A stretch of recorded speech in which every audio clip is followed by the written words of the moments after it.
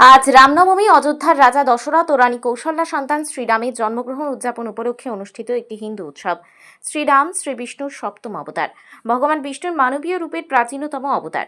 এই পবিত্র দিন শুক্লপক্ষের নবম দিনে পড়ে। হিন্দু পত্রিকার চৈত্র মাসের নবম দিন।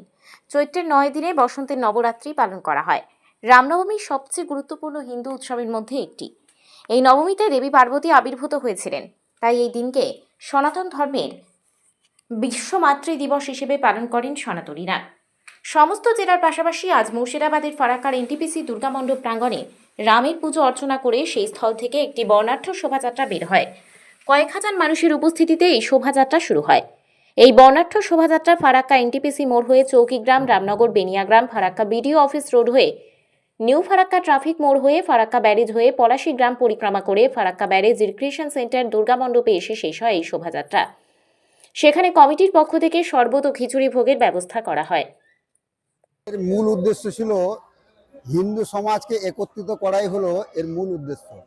ভগবান রামচন্দ্রর নামে আমরা এক জায়গায় উপস্থিত হয়ে যে হিন্দুত্বের যে শক্তি প্রদর্শন সেটা দেখানোর জন্য এই র্যালিতে ফারাক্কা ব্লকের 57টা গ্রাম থেকে আর এই শোভাযাত্রায় হিন্দুরা অংশগ্রহণ করেছে।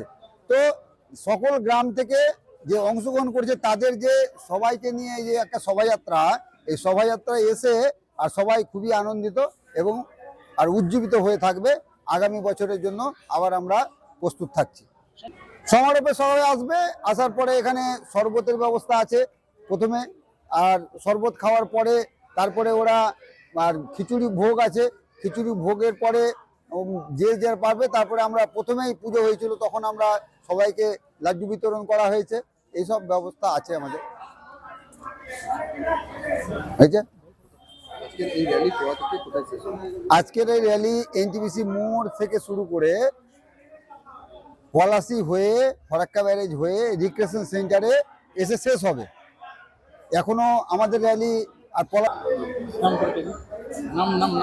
আমার নাম শ্যামল মণ্ডল, রামনবমী উদযাপন সমিতি যে আছে তার সভাপতির দায়িত্বে আছে।